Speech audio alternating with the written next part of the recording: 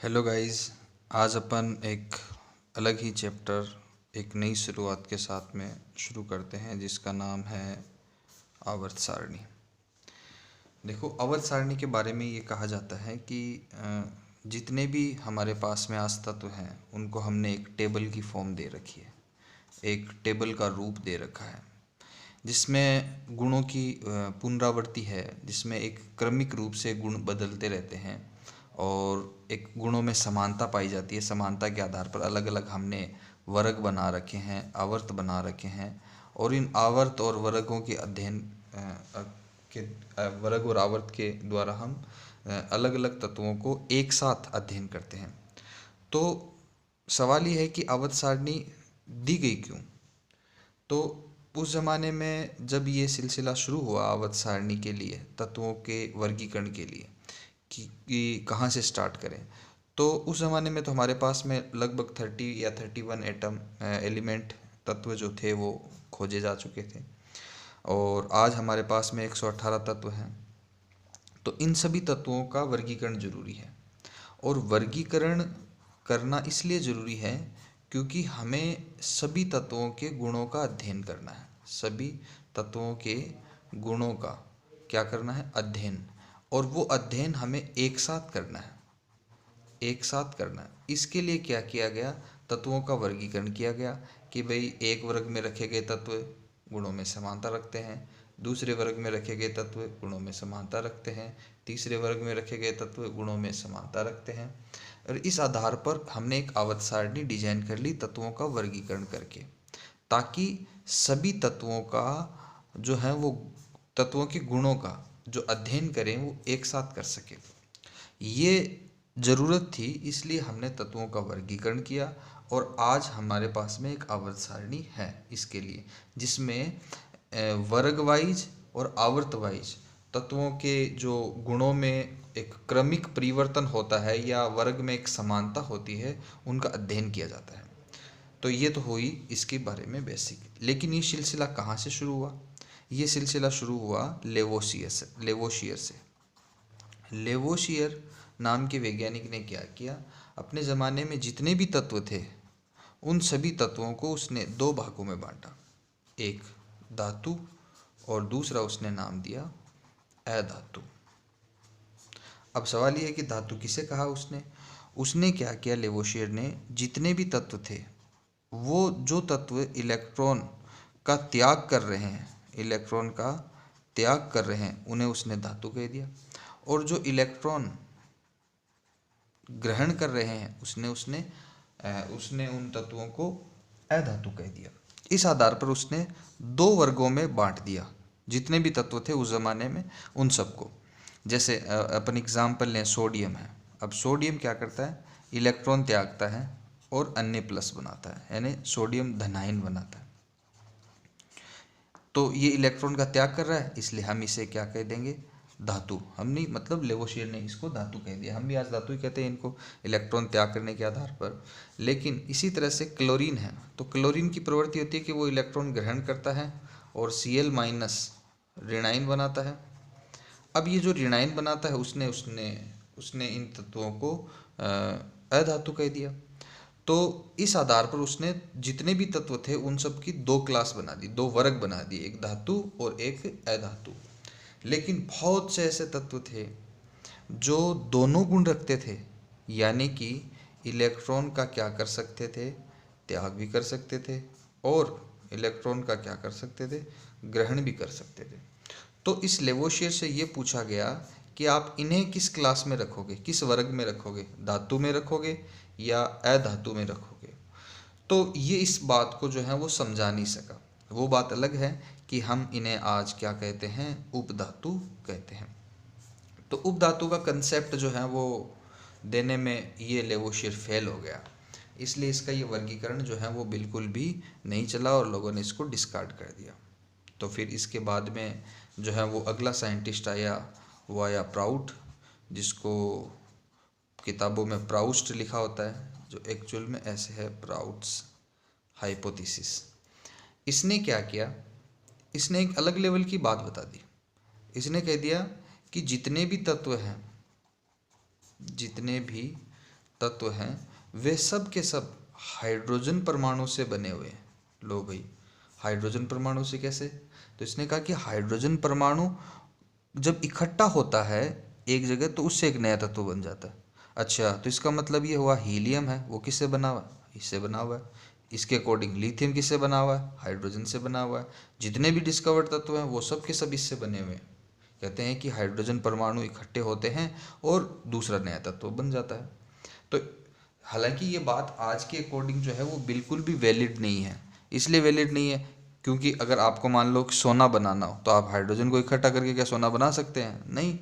तो इसका मतलब हुआ यह सिद्धांत जो है वो इतना ज़्यादा मायने नहीं रखता है। ये तो आजकल फिर भी धातु और अधातु की जो है वो बातें हम करते हैं इलेक्ट्रॉन त्यागने और ग्रहण करने के आधार पर, लेकिन ये तो एकदम से ही डिस्कार्ड कर दिया गया क्योंकि इसने तो ये कह दिया कि जितने भी तत्व हैं वे सब के सब हाइड्रोजन परमाणु के इकट्ठा होने से बनते हैं।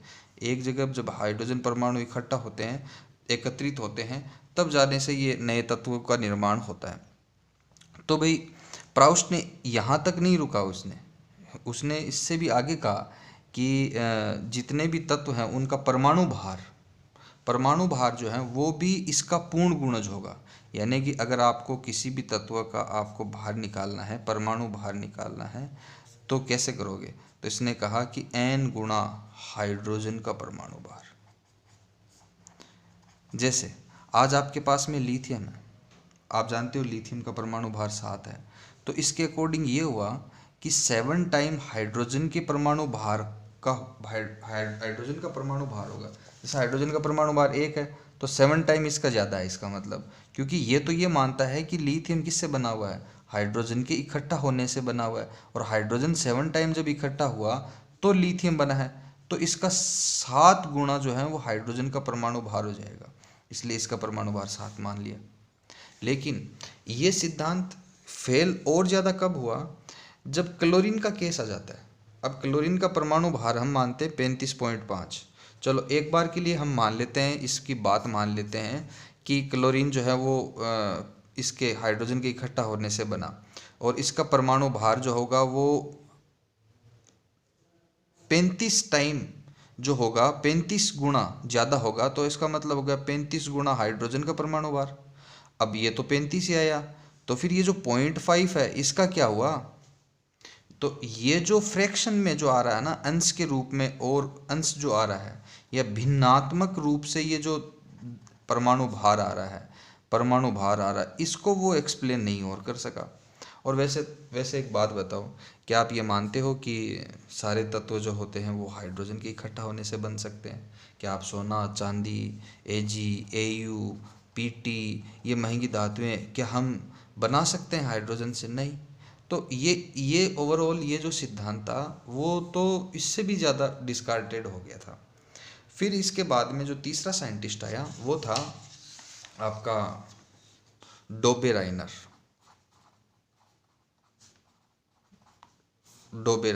अब तक जो 2 साइंटिस्ट थे वो फेल हो चुके थे वर्गीकरण में, और डोबेराइनर ने क्या किया, उस ज़माने में जो भी तत्व थे उन सभी तत्वों को उसने 3-3 के समूह में व्यवस्थित किया और त्रिक दिए, और उन त्रिक में ये कहा कि ये तीनों त्रिक में जो 3 तत्वों को रखा उसने, जैसे ए, बी और सी, इसने कहा इन 3 तत्वों के गुण जो हैं वो समान हैं।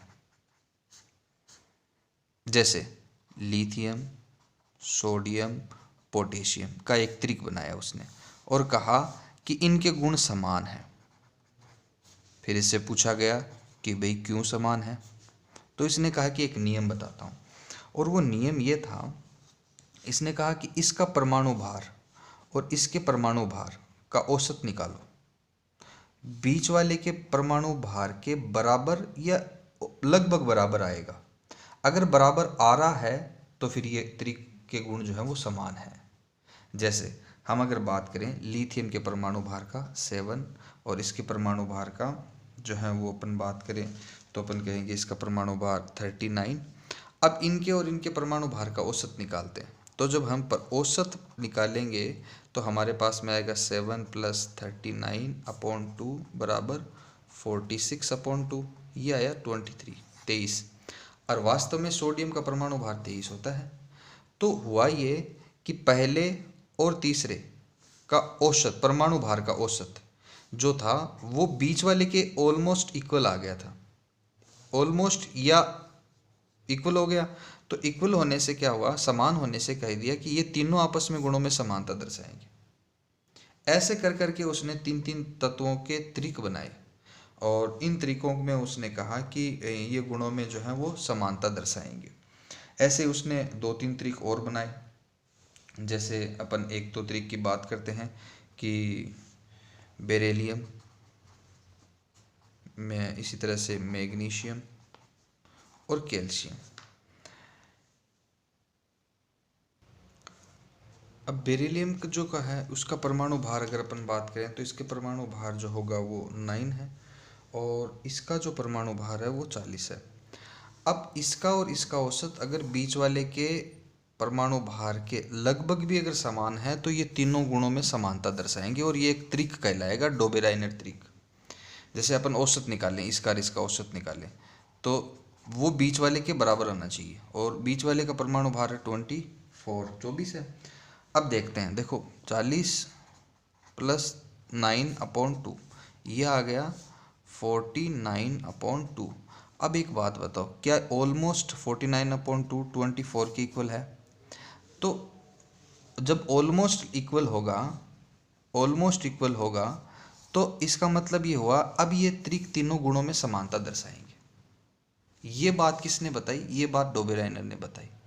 लेकिन फेल कब हो गया कि जिनके परमाणु भार बराबर ही नहीं थे, मतलब इसका और इसका औसत बीच वाले के बराबर ही नहीं आए, तो फिर उस समय जो है वो डोबेराइनर फेल हो गया। फिर उसने कहा कि गुणों में समानता नहीं होनी चाहिए, लेकिन बाद में फिर भी इनके गुणों में समानता पाई गई। ऐसा त्रिक था एक। जैसे अपन बात करें ऐसे एक त्रिक की जिसमें ऐसा हुआ